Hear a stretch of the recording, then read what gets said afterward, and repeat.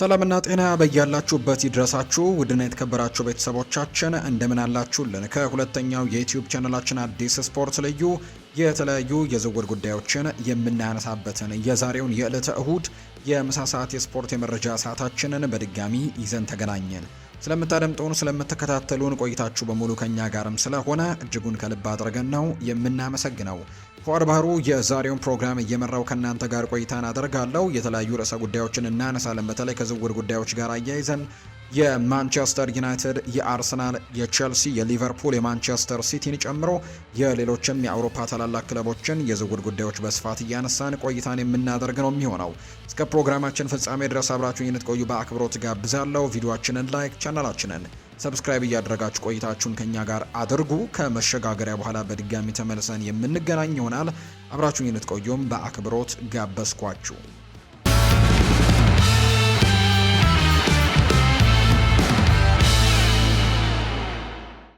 ወደ ቀዳሚው መረጃችን እናምራ። ኢንተር ሚላን ከሊቨርፑሉ ተጫዋች ጋር ስማቸው በትልቁ እየተነሳ ነው። ነገር ግን ከሊቨርፑል ግምት በታች በሆነ ክፍያ ከርቲስ ጆንስን ለማስፈረም በሚያደርገው ጥረት በሊቨርፑል ላይ የሚያደርገው ጫናን እየጨመረ ይገኛል። የእንግሊዝ ብሔራዊ ቡድን ተጫዋቹ የውል ስምምነቱ የመጨረሻ ዓመት ላይ የደረሰ ሲሆን ይህም የጣሊያን ሻምፒዮኖቹ ስምምነት ላይ መድረስም ይቻላል ብለው እንደሚያምኑ ምክንያት ሆኗቸዋል። ኢንተር ሚላን በተለይም የዳቪድ ፍሬቴሴ የወደፊት እጣ ፈንታ እርግጠኛ ባልሆነበት ሁኔታ ኳስን መያዝ የሚችል ጠንካራ ጫናዎችን ወይም ፕረሶችን ማድረግ የሚችል በተለያዩ ቦታዎች ላይ መጫወት የሚችል ሌላ ቀልጣፋ አማካይ ያስፈልጋቸዋል። በዝውውር መስኮታቸው በተለይም መስመር ላይ በጆን ስቶንስ ልምድን እንዲሁም ደግሞ በአሌክዛንደር ስታንኮቪችም የመሃል ሜዳ ስብስብን የጨመሩ ቢሆንም ከርቲስ ጆንስ ግን የበለጠ የፕሪሚየር ሊግ ጥንካሬንና የቴክኒክ ዋስትናን ይሰጣቸዋል ተብሎ እንደሚጠበቅ ነው የተነገረው። ዴይሊ ሜል ባወጣው ዘገባ መሰረት ኢንተር ሚላን ቀደም ሲል ያቀረባቸው ጥያቄዎች ውድቅ ከተደረጉበት በኋላ አቅርቦቱን ወደ 35 ሚሊዮን ዩሮ ገደማ ከፍ ለማድረግ የተዘጋጀ ሲሆን ሊቨርፑል ግን ወደ 40 ሚሊዮን ዩሮ አካባቢ ይጠይቃል ተብሎ ነው የሚታሰበው። ዘጋርዲያን በበኩሉ በሁለቱ ክለቦች መካከል ያለው ልዩነት እየጠበበ መምጣቱን የዘገበ ቢሆንም ሊቨርፑል በዋና አሰልጣኙ አንዶኒ ኢራኦላ ዘንድም ከፍተኛ ግምት የሚሰጠው አካዳሚው ያወጣውን ተጫዋችም አሳልፎ ለመስጠት ገና እያመነታ ነው የሚገኘው። ከርቲስ ጆንስ ለክሪስቲያን ኩቪ እንዲሁ ከኒኮሎ ባሬላና ከሃካን ቻናኖግሉ ጎን ለጎንም ጉልበት ያለውና ጫናን መቋቋም ብቃት ያለው አማራጭም ይሰጠዋል ተብሎ ነው የሚታሰበው። እሱ ሊመጣ የሚችልበት እድል ኢንተር ቀደም ሲል ኖቲንግሃም ፎረስት ፍላጎት አሳይቶበት ለነበረው ፍራቴሴም ስብጥር እንዲለቅም ፍቃድ መስጠት ቀላል ሊያደርግለት ይችላል። ከኢንተር አንጻር ሲታይ ይሄ ምክንያታዊ ዝውውር ይመስላል። ነገር ግን ማዘግየቱ ዋጋ ሊያስከፍላቸው ይችላል። ቶተንሃም ከርቲስ ጆንስን በቅርበት እየተከታተለ ሲሆን ከኖቲንግሃም ፎረስት ፍላጎትም አለው። እንግዲህ አርሰናልም ተቀናቃኝ ሊሆን እንደሚችል የተለያዩ የመረጃ ምንጮች እየወጡ ነው። የፕሪሚየር ሊግ ክለቦች የሊቨርፑልን ግምት ለማሟላት የበለጠ ፈቃደኛ ሊሆኑ ይችላሉ። ይህም የኢንተርን የድርድር አቋም ያዳክመዋል ተብሏል። 36 ሚሊዮን ዩሮ ወደ ትክክለኛ ዋጋ የቀረበ ቢሆንም የሊቨርፑል እምቢተኝነት በመጨረሻም ለመስበር ተጨማሪ ቦነሶችን ወይም የተጫዋቹን የቀጣይ ዝውውር ድርሻን ወይም ሴል ኦን ክሎዝ የምንለውን ሊያስፈልገው እንደሚችል ነው የመረጃ ምንጩ እየጠቆመ እንደሚገኝ ዘገባው ይፋም ያደረገው። ቶተንሃም በድርድሩ ላይ ከፍተኛ እንቅስቃሴዎችን ካደረገ በኋላ ከሚኪ ቫን ደቬን ጋር አዲስ የረጅም ጊዜ ኮንትራት ለመፈራረም ያለው እምነት እየጨመረ መጥቷል። ይሄ ዓለም አቀፍ ደረጃ ተከላካይም ወደ ሰሜን ለንደን ከተቀላቀለ ጀምሮ የክለቡ ጎልተው ከወጡ ተጫዋቾች አንደኛው ሲሆን ስፐርስ አሁን ላይ የወደፊት እጣ ፈንታው በቅርቡ እንደሚያረጋግጥም ተስፋ አድርገዋል። ጋዜጠኛ ቤን ጃኮብስ በቶተንሃም እና በሚኪ ቫን ደቬን ወኪሎች መካከልም የሚደረገው ውይይት በጥሩ ሁኔታ እየገሰገሰ መሆኑን ገልጸው ንግግሮች አዎንታዊና የጎለበቱ እንደሆነ ያሳያል ብሏል። እስካሁን ምንም አይነት ስምምነት በይፋ ባይፈረምም ወሩ ከማለቁ በፊት አዲስ ኮንትራት ይጠይቃል የሚል እምነትም እየጨመረ መጥቷል። ሮቤርቶ ዲ ዘርቢ የኔዘርላንድ ብሔራዊ ቡድን ተጫዋቹን በክለቡ እንዲቆይም ለማሳመንም ወሳኝ ሚናን መጫወቱ ነው የሚናገረው። ስፐርስ ከአስቸጋሪ ውድድር ዘመን በኋላ በፕሪሚየር ሊጉ መቆየቱን ካረጋገጠ በኋላ ዲዘርቢ የዋና ቡድኑን ቁልፍ አባላት የወደፊት እጣ ፈንታ ማረጋገጥ እንዲሁም ቅድመ ሁኔታን አድርጎ ይዞ የተነሳ ሲሆን ቫን ደቬን በዝርዝሩ አናት ላይ አስቀምጧል። ይህ ጣሊያናዊ ታክቲሽያን ባለሙያ የ25 ዓመቱን የኔዘርላንድ ብሔራዊ ቡድን ተጫዋችም እንዲቆይ በአካል ደግሞ ቁልፍ ሚናን ተጫውቷል። ዲዘርቢ ከቫን ደቬን ጋር ቀጥተኛ ውይይት በማድረግም ወደፊት ለቡድኑ አደረጃጀትም ያለውን ከፍተኛ አስፈላጊነትን ገልጾለታል። የከፍተኛ ሊግ ቆይታው ከተረጋገጠ በኋላ የኮንትራት ማራዘሚያ ንግግሮች በፍጥነትም ተፋጥነዋል። የቫን ደ ቬን ግልጽ ቅድሚያ የሚሰጠው ጉዳይም የነበረው የክለቡ እግር ኳስን ራዕይ ከሙሉ ምኞቱ ጋር ከተጣጣመ ክለቡ በሊጉ መቆየቱን ተከትሎ በክለቡ ያለውን ቆይታ ማራዘም ነበር።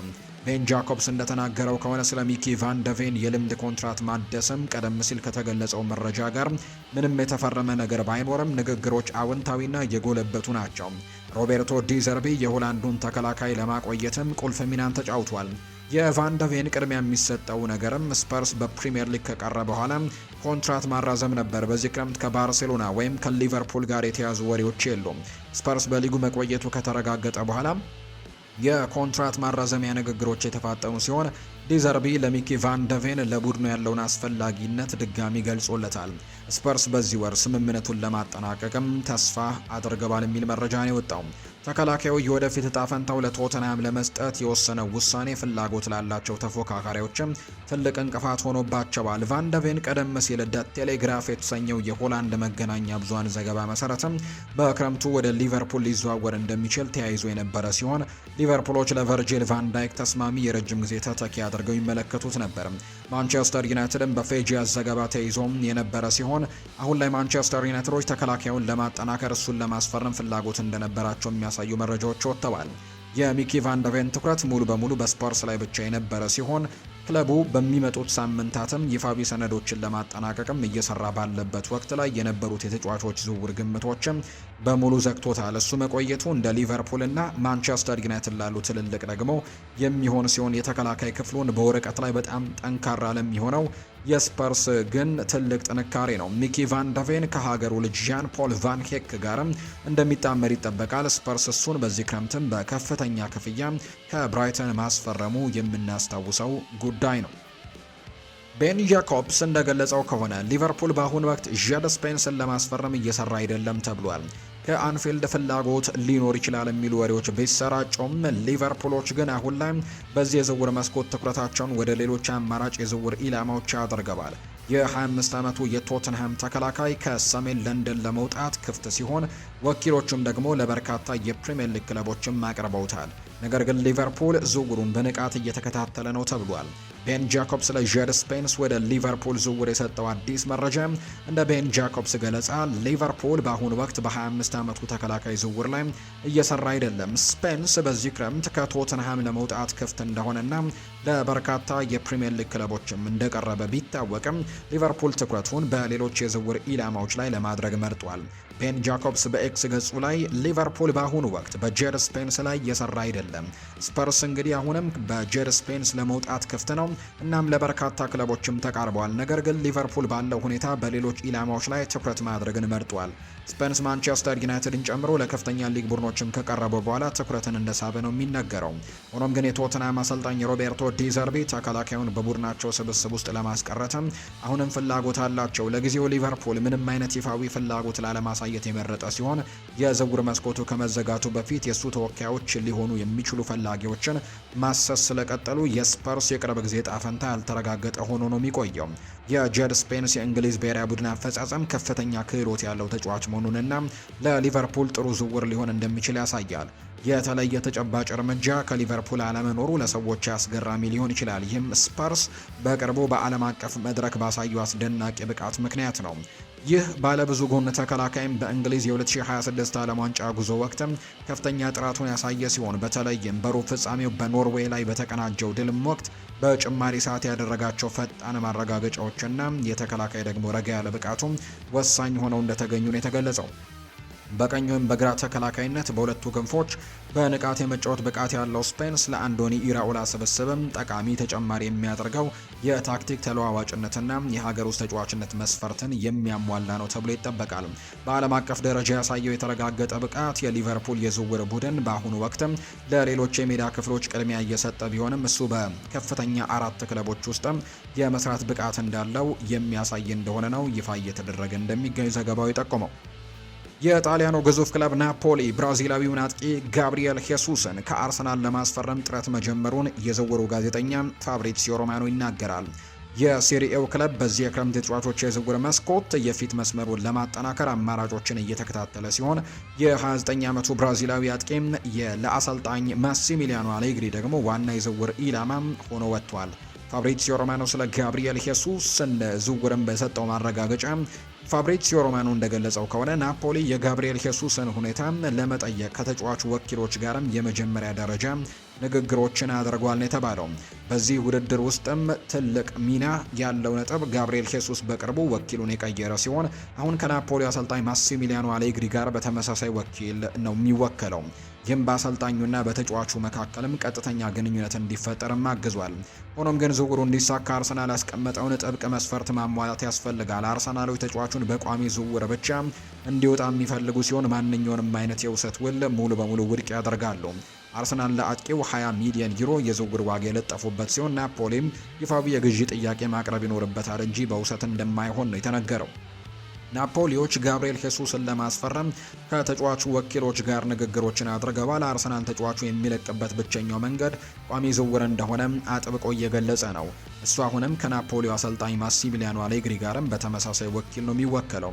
የጋብሪኤል ሄሱስ መልቀቅ እድል ለአሰልጣኝ ሚኬል አርቴታና ለአርሰናል አመራሮችም ከባድ ውሳኔ የሚጠይቅ ነው የሚሆነው። በዚህ የዝውውር መስኮት ሊያንድሮ ትሮሳርድን አሳልፈው የሰጡት አርሰናሎች ሌላ ተጨማሪ ዋና አጥቂ መልቀቃቸው በበርካታ ውድድሮች ላይ በሚሳተፉበት ወቅትም የፊት መስመር አማራጮቻቸውን ሊያጤንባቸው እንደሚችል ነው የተነገረው። ጋብሪኤል ሄሱስ ከማንቸስተር ሲቲ ከተቀላቀለ ጀምሮ በታክቲክ ተለዋዋጭነቱና በስብስብ ውስጥም ባለው ሚና የሚታወቅ ቢሆንም ተደጋጋሚ የጉዳት ችግሮች በቋሚ ተሰላፊነቱ ላይ ተጽዕኖ አሳድረውበታል። ተጫዋቹ በቋሚነት መሸጥ ለአርሰናል ከፍተኛ የገንዘብ መጠን የሚያስገኝና የደሞዝ ክፍያውን የሚያቃልል ቢሆንም ምትክ ግን ሳይተኩ እሱን መልቀቅ ቡድኑን ለዋንጫ በሚያደርገው ጉዞ ላይ ለጉዳት ሊዳረገው ይችላል ተብሎ ነው የሚታሰበው። አርሰናል ቪኒሲዮስ ጁኒየርን ለማስፈረም ጥረት አድርጎ የነበረ ቢሆንም ተጫዋቹ ከሪያል ማድሪድ ጋር አዲስ ኮንትራት ተፈራርመዋል። አሁን ላይ አርሰናል ከሌሎች የዓለም አቀፍ ደረጃ አጥቂዎች ጋርም ስሙ በትልቁ መነሳቱን ይቀጥላል ተብሎ ነው የሚጠበቀው።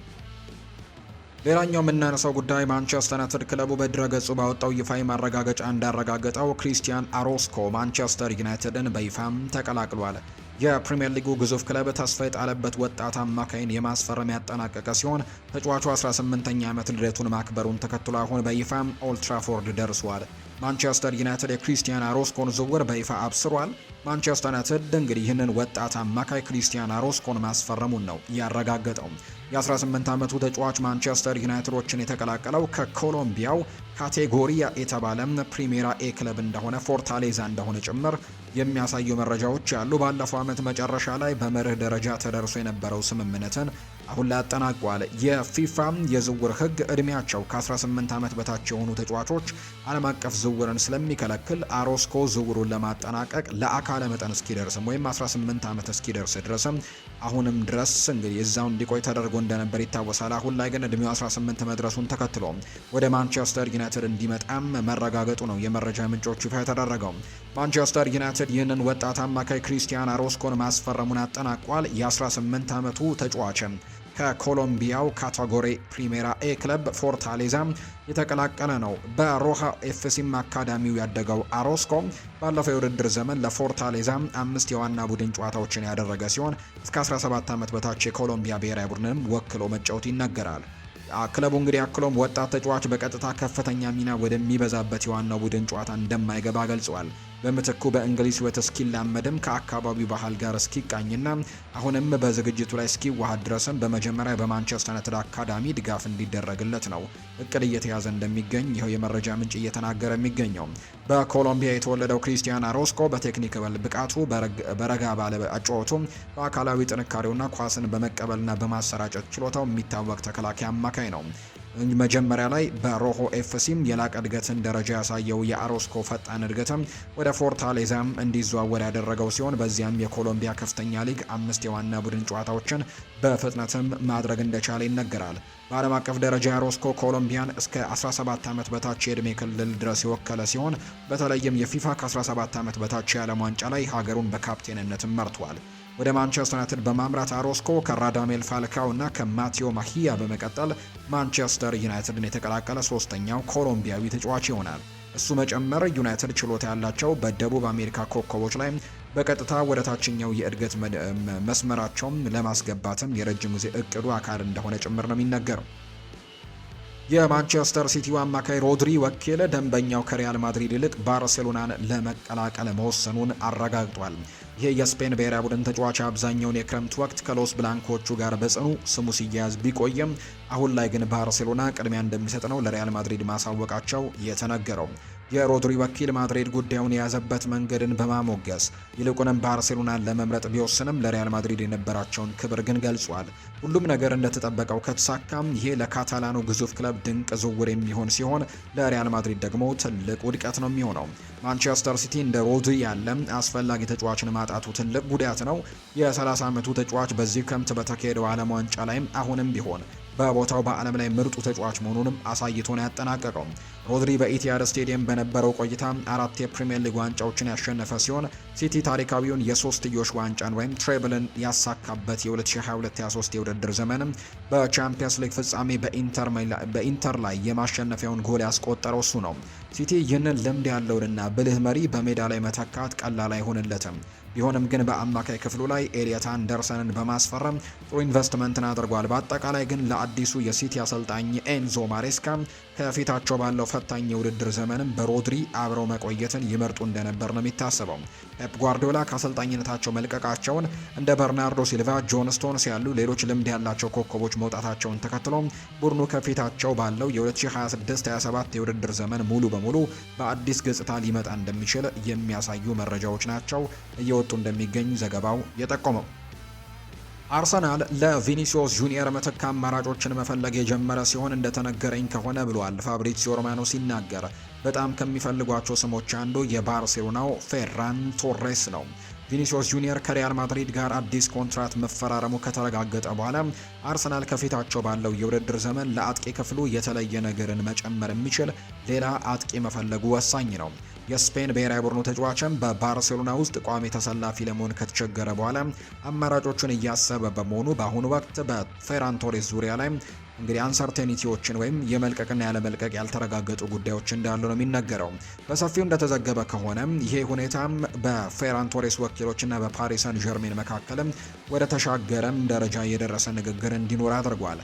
ሆኖም ግን ይህ እስካሁን ያለቀለት ስምምነት ስላልሆነ ሌሎች ክለቦች ወደ ድርድሩ እንዲመለሱ እድል ሊከፍት ይችላል ተብሎ ነው የሚታሰበው። አርሰናል ሊደረግ የሚችለውን የፌራን ቶሬስን የዝውውር ሁኔታ እየተመለከተ ነው። ፓሪስ ሰን ዠርሜን ፌራን ቶሬስን የማስፈረም ቅድሚያውን እንደያዘ ቢነገርም ይሄ የዝውውር ሂደት ግን የተለያዩ መንገዶችን ሊጠናቀቅ ይችላል ተብሎ ነው የሚታሰበው። እንደ አንዳንድ ምንጮች ገለጻ ባርሴሎና ፌራን ቶሬስ ውሳኔ መስጠቱን እንዲያዘገይም ጠይቆታል።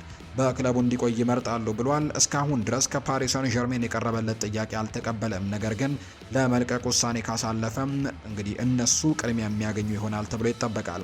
ከሌሎች ምንጮች ደግሞ ትንሽ የተቀላቀሉ መረጃዎች ደርሰዋል። ሁለት የተለያዩ ምንጮች እንደተናገሩት ከሆነ አርሰናል በዚህ ክረምት በሚያደርጋቸው እንቅስቃሴዎች ላይ መረጃ እንዲሰጣቸው ከፌራን ቶሬስ ወኪሎች ጋር ተገናኝተዋል። ሌሎች ደግሞ አርሰናል የቀድሞውን የማንቸስተር ሲቲ አጥቂ በውስጥ ደረጃ የተወያየ ሲሆን ሁኔታውን ከርቀት እየተከታተለ ይገኛል ይላሉ። እነዚህ ምንጮች ከአትሌቲኮ ማድሪድ እና ከቶትናም በኩል ፍላጎት እንዳለ የጠቆሙ በመሆናቸው ከአርሰናል ጋር ያለው የተለየ ቁርኝትም ያን ያክል ጠንካራ አይደለም ብለዋል። ከቪኒሲዮስ ጁኒየር ስምምነት መፍረስ በኋላ አርሰናል ፕላን ቢ ፌራን ቶሬስን መጥቶ ለአሰልጣኝ ሚኬል አርቴታ ለቪኒሲዮስ ጁኒየር ጥሩ አማራጭ ሊሆን የሚችል ተጫዋች አድርገው ይቆጥሩታል። የዓለም ዋንጫ አሸናፊው ተጫዋች በፊት አጥቂነትም ሆነ በክንፍ መስመር ላይ ጥሩ ሁኔታዎች ላይ መጫወት ይችላል። ምንም እንኳን እሱ ከቪኒሲዮስ ጁኒየር ጋር በአንድ ደረጃ ላይ የሚቀመጥ ባይሆንም በርካታ ክለቦች እሱን ለማስፈረም ፍላጎት ማሳየታቸው እንደሚመሰክረው አሁንም በርካታ ታላላቅ ክለቦች ማጠናከር የሚችል ከፍተኛ ደረጃ ያለው ተጫዋች ነው። ባርሴሎናም የእሱን ዋጋ ይረዳል። ስለዚህም እሱን በክለቡ ለማቆየትም ማመንጨት ይችሉ እንደሆነ ማየቱ ትኩረት የሚስብ ነው። አርሰናል በቪኒሲዮስ ጁኒየር ተስፋ ከቆረጠ በኋላ በዝርዝሩ ላይም ጥቂት ስሞች ማካተቱ አይቀርም። አርሰናሎች ከብራዚላዊ ኮከብ ጋር የሚደረግ ስምምነት ሁልጊዜም በጣም አቅም የሚጠይቅ እንደሆነ የሚያውቁ በመሆናቸው ያለ ተጨማሪ ፕላን ቢ እቅድም ዝውውሩን አይከታተሉትም።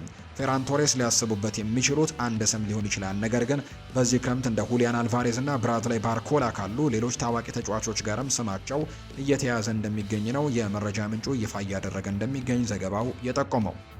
ውድና የተከበራችሁ ቤተሰቦቻችን ከሁለተኛው የዩቲዩብ ቻናላችን አዲስ ስፖርት ልዩ ለዛሬ ያዝንላችሁ የዝውውር ጉዳዮችን በትልቁ ያነሳንበት ፕሮግራማችን ይህንን ይመስል ነበር። ቆይታችሁን ከኛ ጋር ስላደረጋችሁ እኛንም ስታደምጡ ስለነበራችሁ እጅግ ከልብ አድርገን እናመሰግናለን። ፉአድ ባህሩ የዛሬውን ፕሮግራም የዝውውር ፕሮግራሙን እየመራው ከእናንተ ጋር ቆይታን አድርግ ያለው የተለያዩ ርዕሰ ጉዳዮችን ያካፈልንበት የዛሬ ፕሮግራማችንም ይህንን ይመስል ነበር። ቆይታችሁን ከኛ ጋር ስላደረጋችሁ እጅግ ከልብ አድርጌ ያመሰግንኩኝ። በቀጣይ ፕሮግራሞቻችን ሌሎች ርዕሰ ጉዳዮችን፣ ሌሎች አዳዲስ መረጃዎችን አካተን በድጋሚ ተመልሰን የምንገናኝ ይሆናል። ስላደመጣችሁኝ ከልብ አድርጌ ያመሰግንኩኝ። በቀጣይ ሌሎች ርዕሰ ጉዳዮችን ይዘን እስክንመለስ ድረስ መልካም ጊዜ፣ መልካም ቀን ይሁንላችሁ።